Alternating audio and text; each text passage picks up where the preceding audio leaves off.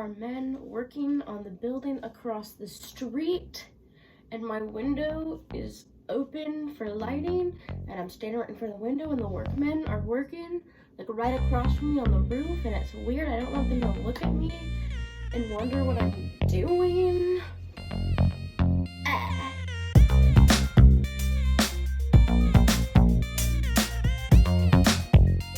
Hi guys, welcome back to my channel. As you can see, I'm trying to be a YouTuber again. I hope you guys liked last week's video, my thrift haul.